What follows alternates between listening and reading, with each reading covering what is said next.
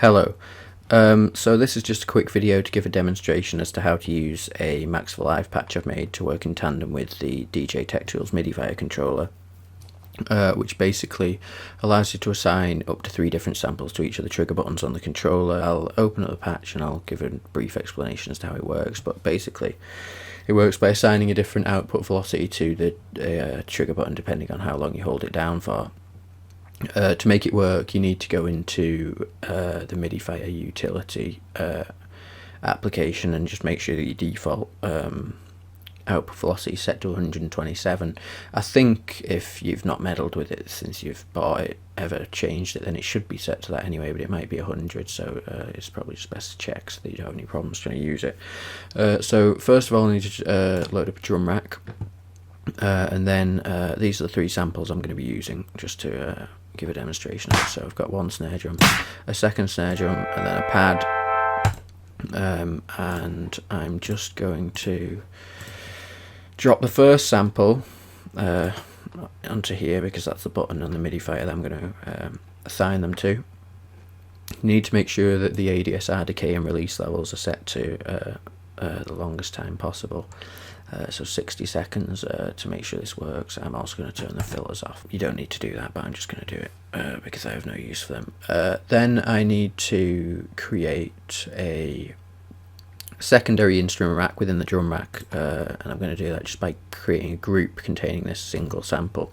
And then I'm going to go into the instrument rack, the chain list of the secondary instrument rack, and I'm just going to drop the 2 samples, the second 2 samples, into here. I'm going to make sure that the decay and release levels are both set to 60 seconds. Then I'm going to take the patch itself and I'm going to drop that into the drum rack just before the secondary instrument rack that I've created. So there. So the interface of this is pretty simple. You've got response speed either fast or slow. I normally set it to fast. Then you've got this button here to set the button to the one corresponding, or the one on the Midi Fighter which corresponds to the pitch in drum rack. So when it's greyed out and it says select trigger, you just need to press it once, and then you press the button and it'll say ready, and then you can start playing. And the reason for that is it's just a safeguard so that other buttons on the Midi Fighter can't trigger any of the samples that you have loaded up into the single sample slot on the drum rack. Then you've got the 3 velocities that you're going to assign that are going to trigger the 3 different samples down here. As default, by default, they're set to 127, 126, and 125. That's just because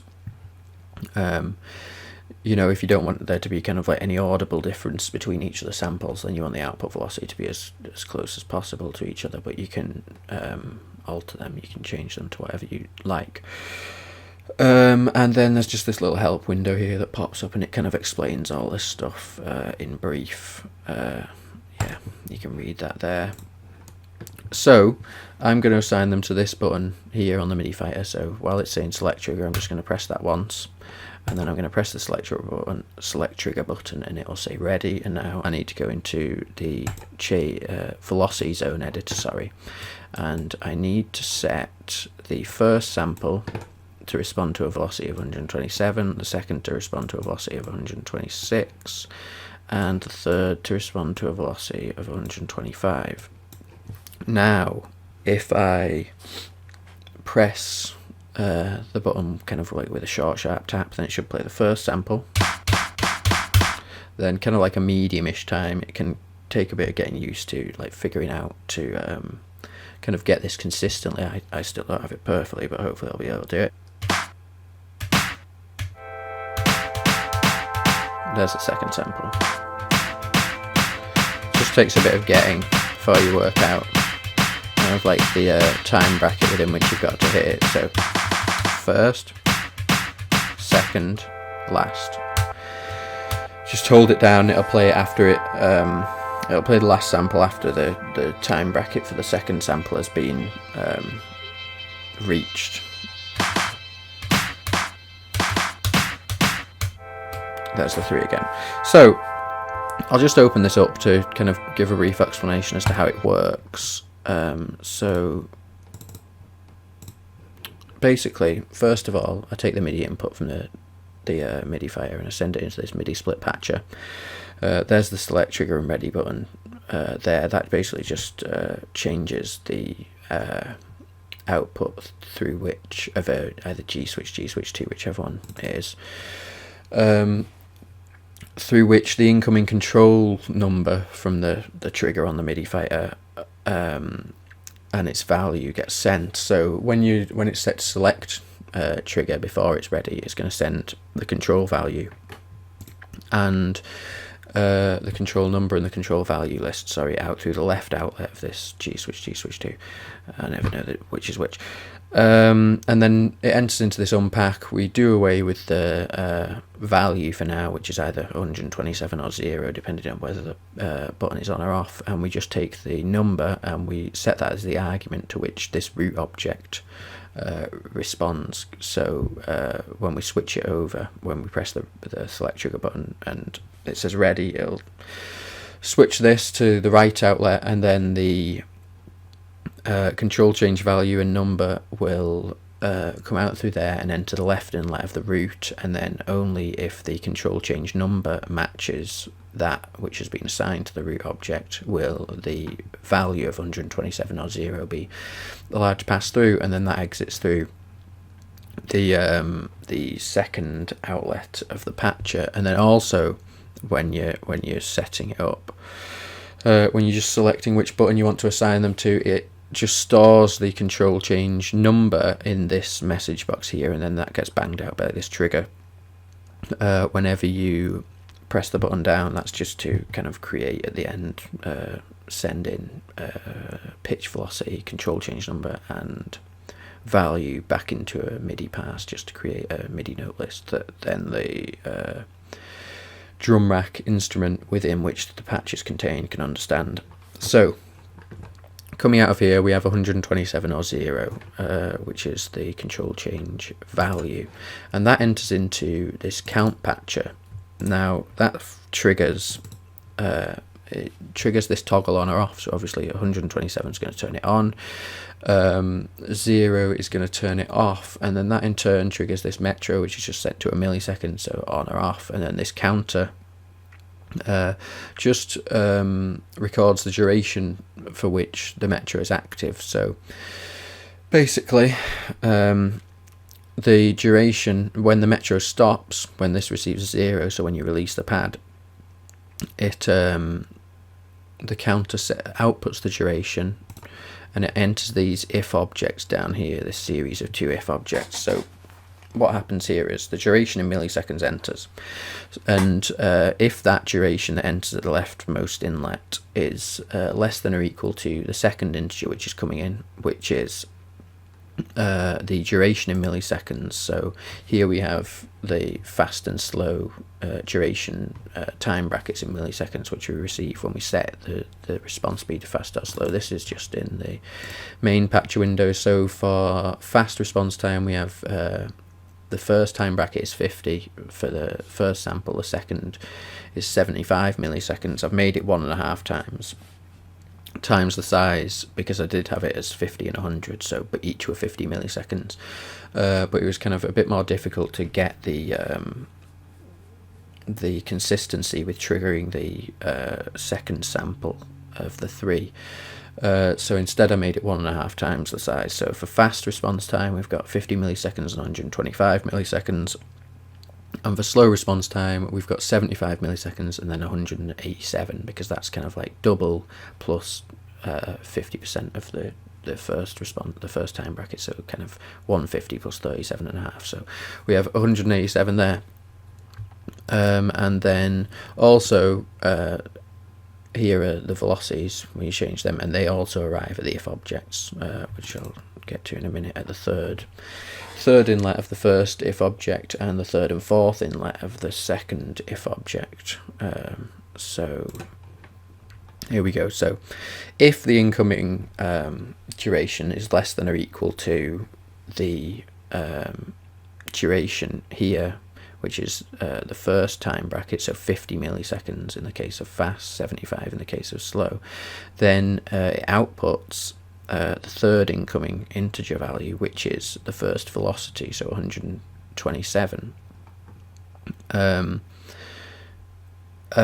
Otherwise, it sends the duration that it is received out of the second outlet, which then in turn enters the leftmost inlet of the second if object, which basically does the same thing again if the incoming duration is less than or equal to the second duration that we set. So that's that'll be, for fast it'll be 125 milliseconds, and for slow it'll be 187. Then it outputs the third integer that it receives, which is the second velocity, so 126. Otherwise, it outputs the fourth integer, which is the third velocity, or 125. Then these velocities are taken down and they are just stored in this message box here. So the reason that happens is because for the first and second time brackets, you press the button down, you release it, and then that time between you pressing it down and releasing it is sent out the counter, and then it's compared to the values in the if objects, and it triggers either the first or second sample. But because you don't want a defined time bracket for the third sample, you just want it to trigger after it has surpassed the time bracket of the second sample. You have to store the velocity in here, and then it's triggered out when the counter reaches, here it's 126, so that's 1 greater than maximum value for the second sample, or 188, which is again 1 millisecond greater than the maximum range of the time bracket for the second sample for a slow response speed. Yeah, so basically that's how it works. This is just kind of like a little thing to reset, to do with resetting the counter and again triggering out that third sample when it needs to happen. But that's kind of like unessential to understanding how the main thing works, so I won't go into that. So then after we have the velocity released from here, that enters the right inlet of this make note patcher, and then the left inlet is just receiving the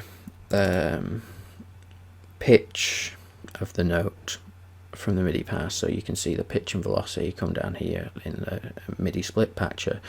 The velocity is obviously done away with because we're creating that ourselves, and then the pitch is carried through, and then that goes straight down into the left inlet of the make note patcher. So yeah, basically to summarize, pretty much what's going on in here is once all the values are received, so pitch, velocity, control change number, control change value, then they are just packed up into a MIDI pass, and then it's sent out of the patch into the drum rack to trigger whichever sample it should be triggering. But also there's just a little trigger here, so when the velocity is received at the second inlet, it triggers this, and then that bang is delayed by 1 millisecond, and then that just sends a 0 to the right inlets of the two packs, so that is velocity and control change value. And then it also triggers a bang to the left inlet of the two packs, because obviously if you just send something into a right inlet, then it won't actually send it out, so we have to trigger the left inlet again. But we need to send a velocity of 0 through after the velocity that we've assigned to it, in order to create a note off message, because otherwise the note will just kind of like continue on playing and it won't be triggered off. So yeah, that's pretty much how it works. An additional kind of like feature of it is that you don't actually have to use it to trigger different samples. You can just use it for velocity sensitivity if you want. So if I drop that in here, just shove the decay time up, then if I take the patch again and I drop it into here, and I'm this time assigning it to that button, so I press that button, triggering that, and then I can just change these velocities, and I can use it for velocity sensitivity, because obviously the Midi Fighter isn't velocity sensitive. So